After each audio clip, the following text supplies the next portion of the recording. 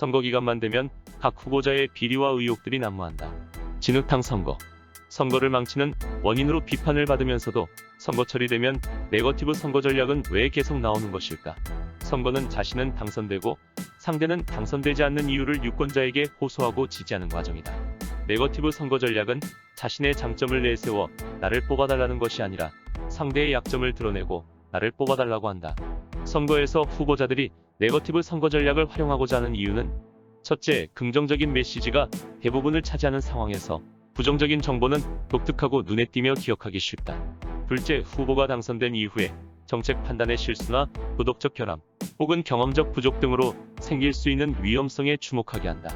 미국의 존슨, 칼티와 콕랜드의 연구에서 다수의 유권자는 네거티브 선거 전략에 비판적인 반응을 하지만 이에 관한 내용은 구체적으로 기억한다고 했다. 셋째, 선거는 승자가 독식하는 제로섬 게임이다. 상대의 승리는 나의 패배를 의미한다. 제로섬 게임에서 승리하려면 절대 우위를 강조해 중도층을 장악해야 한다. 호텔링 모델에 따르면 후보들의 공약이 비슷하므로 공약으로 유권자의 마음을 얻는 것은 어려워진다. 차별화가 어려울 때 위력을 발휘하는 전략이 네거티브 선거 전략이다. 미국에서는 네거티브 선거 전략이 매우 활성화되어 있다. 왜냐하면 정치 광고와 일반 광고를 구분한 1934년 커뮤니케이션 법과 개인 또는 정치적 단체들이 무제한으로 후보를 위한 광고를 할 수 있도록 허용한 1976년 수정 연방선거법 때문이다. 1972년 미국의 닉슨 재선위원회의 네거티브 선거 전략은 네거티브의 유명한 사례 중 하나이다.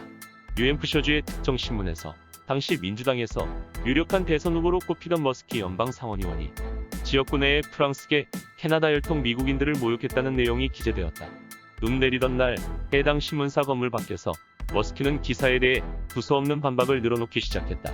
순간 그의 눈에는 눈물처럼 보이는 것이 흘러내리고 있었고 눈물을 흘리는 듯한 그의 모습은 머스키의 눈물이라고 계속 재방영됐고 머스키에 대한 여론은 급속도로 나빠졌다.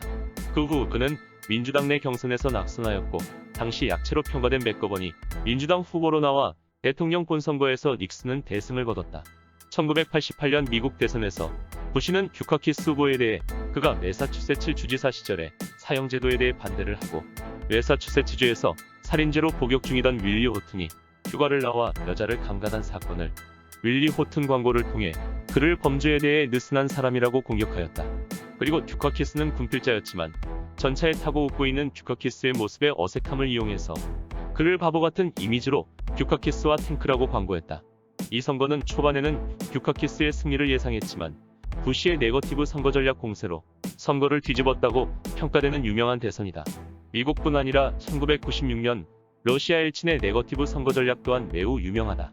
엘친은 당시 사상 최대 실업률과 인플레이션으로 인해 지지율이 6%에 불과했다.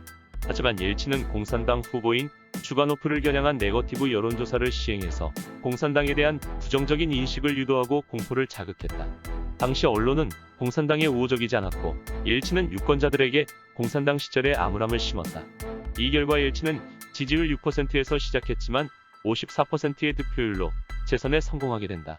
우리나라의 경우에는 공직선거법 제58조를 통해 선거운동을 당선되거나 되게 되지 못하게 하기 위한 행위로 규정하므로 네거티브 선거 전략을 합법화하고 있다.